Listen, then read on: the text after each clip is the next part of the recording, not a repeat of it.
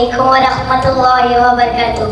मेरा नाम मरियम मुदस्सिर है और मैं 5वीं कक्षा में पढ़ती हूँ। आज मैं आप लोगों को रपुंज़ेल की कहानी सुनाने वाली हूँ।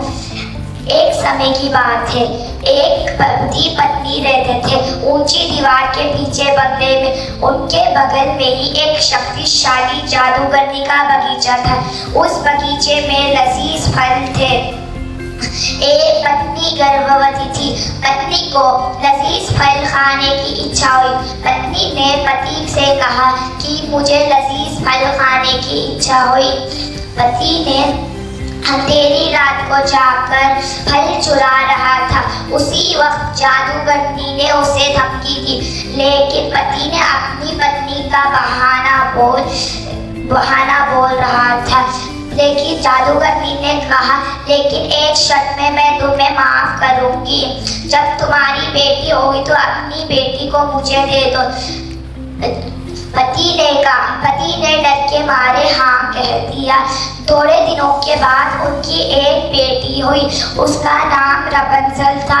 रपुंज़ेल को जादूगरनी ने अपने साथ ले गई और उसे एक मीनार में बंद कर दिया। उस मीनार में ना कोई दरवाजा था, ना कोई सीढ़ी थी। जब भी जादूगरनी को ऊपर जाना होता तो जादूगरनी कहती, रपुंज़ेल रपुंज़ेल अपने बाल नीचे लटकाओ। रपुंज़ेल अपने बाल नीचे लटकाती, जिसकी सहायता से जादूगरनी ऊपर चढ़ जाती। एक दिन मीनार के सामने से एक राजकुमार गुजर रहा था। राजकुमार ने यह देखा और सुना तो उसी वक्त राजकुमार को रपुंज़ेल से प्यार हो गया। राजकुमार ने अगले दिन ऐसा ही कहा, रपुंज़ेल रपुंज़ेल अपने बाल नीचे लटकाओ। रपुंज़ेल अपने बाल नीचे लटकाई, जिसकी सहायता से राजकुमार ऊपर चढ़ गया। उसके बाद राजकुमार ने रपुंज़ेल से कहा, चलो मेरे साथ। रपुंज़ेल ने कहा, हाँ, लेकिन मैं धीरे धीरे नीचे उतरूंगी क्योंकि मेरे बाल बहुत लंबे हैं। उसी वक्त रपुंज़ेल को एक उपाय आया और रपुंज़ेल ने कहा, तुम हर दिन मुझे रेशम की डोरी लाकर दो, जिससे कि मैं रेशम की सीढ़ी बना सकती हूँ। राजकुमार हर दिन रेशम की धागा लेकर आता था, जिसकी मदद से रपुंज़ेल रेशम की सीढ़ी बना सकती थी। एक दिन जादूगरनी को रपुंज़ेल ने यह कह दिया कि आप इतने धीरे आती हो। बल्कि राजकुमार एक पल में ऊपर आ जाता है। ये सुनकर जादूगरनी को बहुत गुस्सा आ गया, जिससे जादूगरनी ने रपुंज़ेल के बाल काटकर उसे रेगिस्तान में छोड़ दिया और रपुंज़ेल के बाल को खिड़की में लगा दिया। जब राजकुमार ने रपुंज़ेल के बाल देखा तो राजकुमार रपुंज़ेल समझकर ऊपर चढ़ गया। लेकिन जादूगरनी ने कहा, अब तुम्हें कभी भी रपुंज़ेल नहीं मिलेगी। ऐसा कहकर उसे ढकल दिया। राजकुमार नीचे गिर गया और झाड़ियाँ उसकी आंख में चुभ गई, जिससे कि राजकुमार अंधा हो गया। राजकुमार रपुंज़ेल की तलाश में हर जगह ढूंढ रहा था। थोड़ी देर के बाद राजकुमार को रपुंज़ेल मिल गई। रपुंज़ेल ने राजकुमार की ये हालत देखकर रपुंज़ेल रो पड़ी। रपुंज़ेल के आंख का आंसू राजकुमार के आंख पर पड़ गया, जिससे कि राजा की आंख की रोशनी वापस आ गई और वे दोनों खुशी खुशी जिंदगी गुजार रहे हैं। Thank you.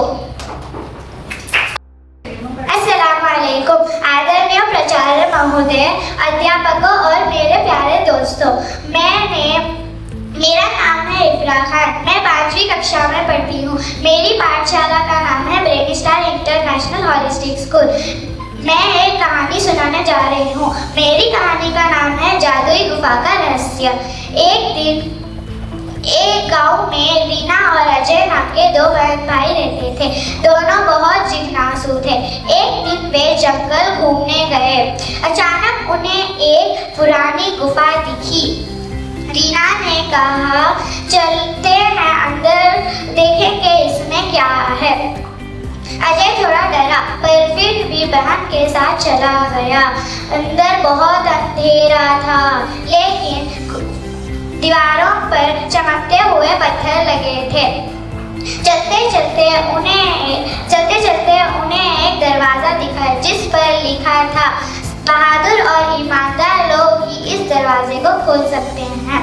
तो उन्होंने साहस जुटाई और दरवाजा खोला। अंदर एक बड़ा कमरा था जिसमें सोने चांदी के गहने और कई चमकदार चीजें रखी थी। रीना ने बोला, ये सब हमारा नहीं है, हमें इसे छूना नहीं चाहिए। जैसे ही उन्होंने खजाने को हाथ नहीं लगाया, तभी अचानक गुफा में एक आवाज गूंजी, सच्चाई और ईमानदारी सबसे बड़ी दौलत है। तुम दोनों इस परीक्षा में सफल हुए।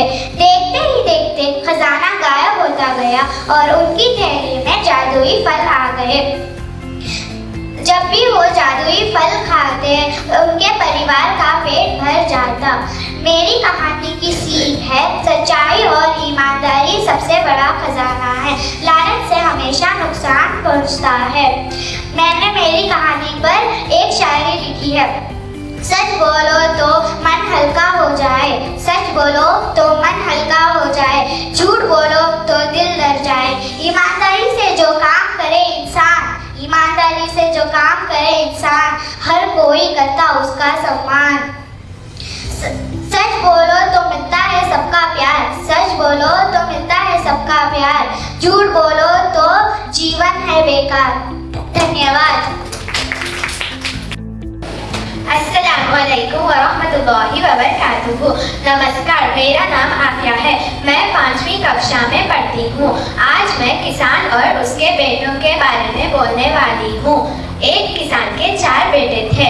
वह आपस में लड़ते झगड़ते थे। एक दिन किसान ने उन्हें समझाने के लिए एक उपाय सोचा।